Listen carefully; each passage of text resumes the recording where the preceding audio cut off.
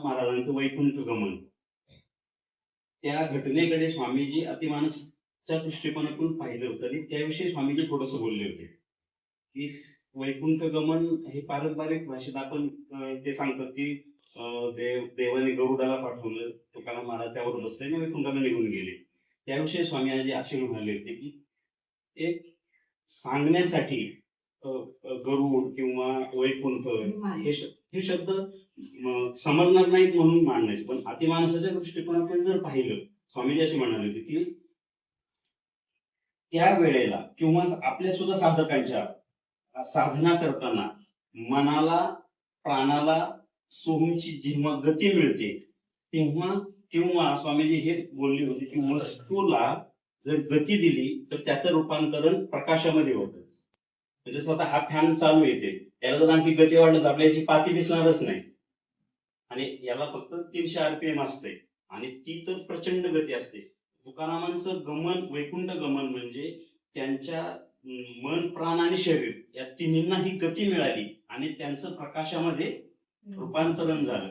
आणि ते सांगण्यासाठी आपल्याला मग गरुड म्हणजे गतीवर आरूढ होणे, आणि वैकुंठ म्हणजे जी अशी अवस्था की तिथे कुठलीही गोष्ट कुंठित होत नाही, म्हणजे अगदी सत्य लोकापर्यंत कुंठित होतात, म्हणजे नाश होतो.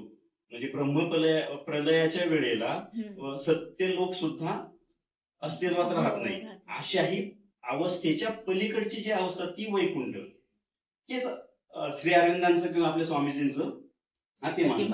ती गती कशी मिळवायची, तर त्याचं पण ज्ञानेश्वरांच्या आपण नित्यपाठामध्ये एक आहे की बळीये इंद्रिये येती मना, मन एकवटे पवना, पवन सहजे गगना मिळवची लागे. म्हणजे आपल्या सोहमने ती गती निर्माण होते. ती गती निर्माण झाली म्हणजे शरीर काय असं काय गोल गोल जसं ते शक्तिमान मध्ये गोल गोल फिरत असं नाही होत, पण अशी एक अवस्था आपण आपल्या सगळ्यांनी आपल्या डोळ्यांनी पाहिलेली आहे स्वामीजींची, की स्वामींना शरीर डोलायचं, ध्यानाला जेव्हा बसायचे तेव्हा शरीर, हे सगळ्यांनी आपण सगळे अनुभव सगळ्यांनी पाहिलेली. तर ती गती, आणि आपण ते कंट्रोल मध्ये ठेवू शकत नाही, पण स्वामीजी ते कंट्रोल मध्ये ठेवायचे. आणि स्वामीजी ते ह्या जे मी पाहिल्यात ना, ते अनुभव स्वामीजींचे अति उच्च दर्जाचे असले पाहिजेत, तेव्हा ते त्यांचं शरीर कसं डोलायचं बघा. मी पाहिले स्वामींना ध्यानामध्ये शरीर त्या गतीने ते शरीर डोलतं, तीच अवस्था तुकारामांनी झालेली आणि ती आपल्या स्वामींनी देहात असताना अनुभवलेली आहे. आणि आम्ही रात्री खर्चे काकांनी मला खूप छान सांगितलं की हे सगळ्या संत मंडळींनी अतिमानस मिळवलेलंच आहे, पण ते फक्त त्यांच्या स्वतः पुरतं आणि ते त्या देहात ते टिकू शकले नाही.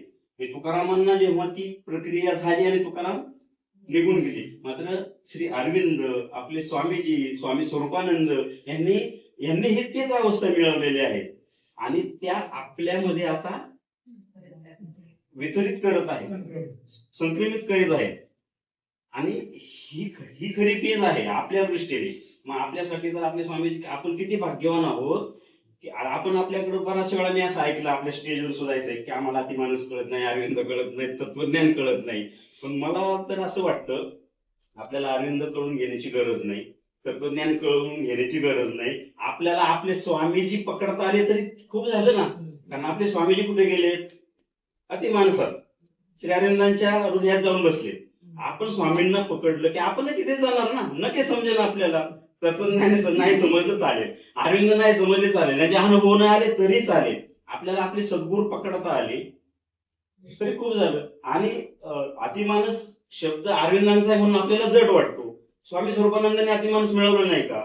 जर त्यांनी मिळवलं नसतं तर आपल्या स्वामींना जिथे श्री अरविंद गेले तिथे आपल्याला जायचं हा निर्देश देऊ शकले नसते, कारण ती आदेश देताना अधिकार असावा लागतो ना, तो अधिकार स्वामी स्वरूपानंदांनी मिळवलेला होता, म्हणून त्यांनी निर्देश दिला आपल्या स्वामींना. म्हणजे त्यांनीही ते मिळवलं, पण त्यांनी शब्द भाषा शैली, श्री अरविंदांनी अतिमानस शब्द वापरला, तो त्यांचा शब्द आहे.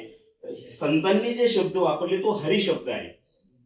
जिथे जिथे हरी येईल स्वामी स्वरूपानंदांच्या वाङ्मयात किंवा सगळ्यांच्या वाङ्मयात, ते म्हणजे अतिमानस आहे. मग त्यांनी हे शब्द वापरले, अरविंदांनी अतिमानस शब्द वापरला. अरविंदांची व्याप्ती खूप मोठी आहे, कारण अरविंदांनी जे केलं ते कुणी करू शकलं नाही. ह्या संतांनी स्वतःपुरतं मिळवलं, अरविंदांनी जगासाठी दिले. आणि तुकाराम महाराजांनी जी प्रक्रिया मिळवून जे मिळवलं तो आजचा दिवस आहे. आणि ते तर आपण सर्वांनी, आपल्याला सर्वांना सुद्धा तेच मिळवायचंय, कारण आपल्या स्वामींनी ते मिळवले ना. मग आपण का थांबायचं? मग आपण फक्त आपल्या स्वामींना पकडलं तरी खूप झालं.